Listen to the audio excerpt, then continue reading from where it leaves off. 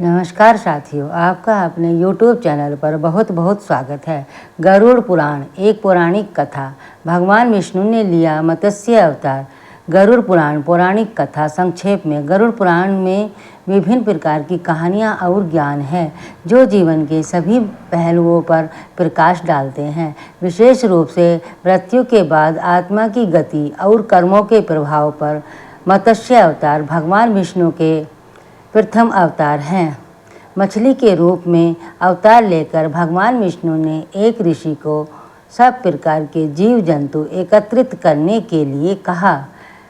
पृथ्वी जब जल में डूब रही थी तब मत्स्य अवतार में भगवान ने उस ऋषि की नाव की रक्षा की। इसके पश्चात ब्रह्मा ने पुनः जीवन का निर्माण किया।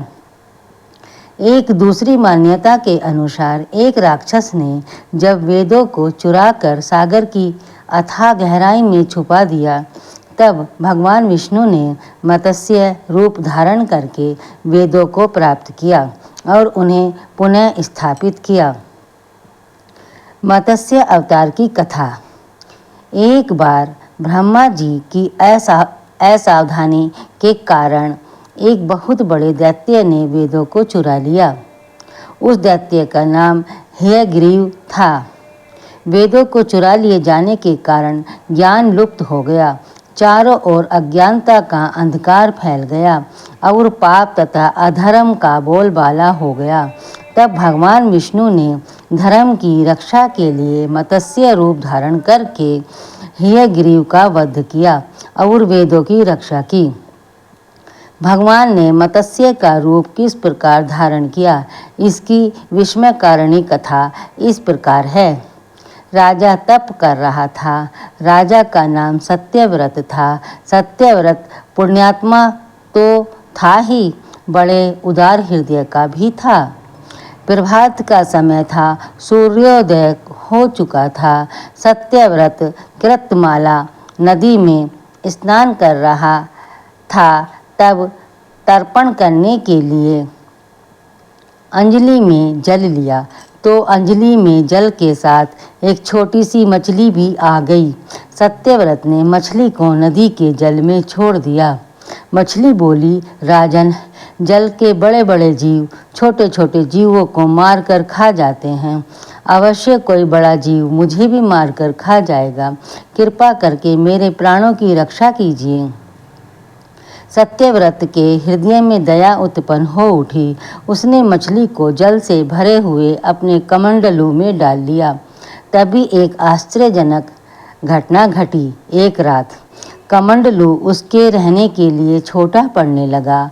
दूसरे दिन मछली सत्यव्रत से बोली, राजन, मेरे रहने के लिए कोई दूसरा स्थान ढूंढिए क्योंकि मेरा शरीर बढ़ रहा है। मुझे घूमने फिरने में बड़ा कष्ट होता है।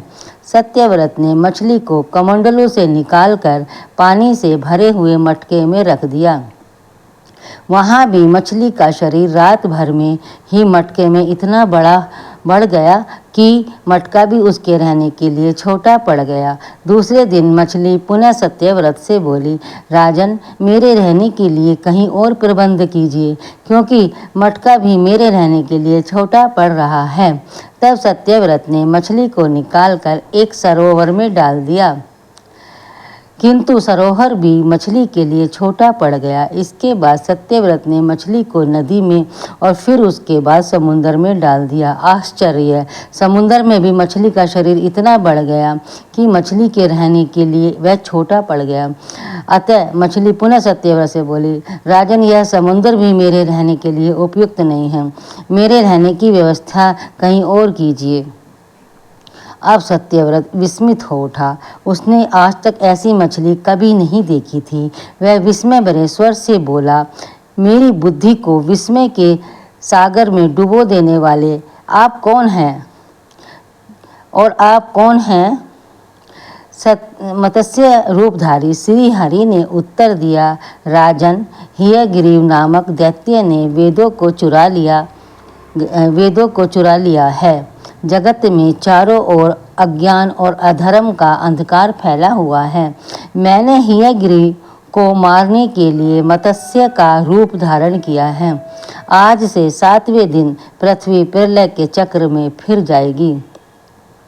समुद्र उमड़ उठेगा, भयानक वृष्टि होगी, सारी पृथ्वी पानी में डूब जाएगी। जल के अतिरिक्त कहीं कुछ भी नहीं होगा। आपके पास एक नाव पहुँचेगी। आप सभी अनाजों और औषधियों के बीज को लेकर सप्तऋषियों के साथ नाव में बैठ जाइएगा। मैं उसी समय आपको पुनः दिखाई पड़ूंगा और आपको आत्म तत्व का ज्ञान प्रदान करूंगा। सत्यव्रत उसी दिन से हरि का स्मरण करते हुए प्रलय की प्रतीक्षा करने लगे। 7वें दिन प्रलय का दृश्य उपस्थित हो उठा। समुद्र भी उमड़कर अपनी सीमाओं से बाहर बहने लगा। भयानक वृष्टि होने लगी। थोड़ी ही देर में सारी पृथ्वी पर जल ही जल हो गया। संपूर्ण पृथ्वी जल में समा गई। उसी समय एक नाव दिखाई पड़ी। सत्यव्रत सप्तऋषियों के साथ उस नाव में बैठ गए। उन्होंने नाव के ऊपर संपूर्ण अनाजों और औषधियों के बीज भी भर लिए। नाव प्रलय के सागर में तैरने लगी। प्रलय के उस सागर में उस नाव के अतिरिक्त कहीं भी कुछ नहीं दिखाई दे रहा था। सहसा मत्स्य रूपी भगवान प्रलय के सागर में दिखाई पड़े। सत्यव्रत और सप्तऋषिगण मत्स्य भगवान की प्रार्थना करने लगे। भगवान से आत्मज्ञान पाकर सत्यव्रत का जीवन धन्य हो उठा। वे जीते जी ही जीवन मुक्त हो गए। प्रलय का प्रकोप शांत होने पर मत्स्य रूपी भगवान ने हियग्रीव को मारकर उससे वेद छीन लिए। भगवान ने ब्रह्मा जी को पुनः वेद दे दिए। इस प्रकार भगवान ने मत्स्य रूप धारण करके वेदों का उद्धार तो किया ही, साथ ही संसार के प्राणियों का भी अमित कल्याण किया। वीडियो देखने और सुनने के लिए आपका बहुत बहुत धन्यवाद। जय श्री राधे कृष्णा। इस प्रकार की कहानियाँ, पौराणिक कहानियाँ, धार्मिक, सांस्कृतिक और प्रेरणादायक कहानियाँ सुनने के लिए, भजन आदि सुनने के लिए चैनल को सब्सक्राइब करें। वीडियो को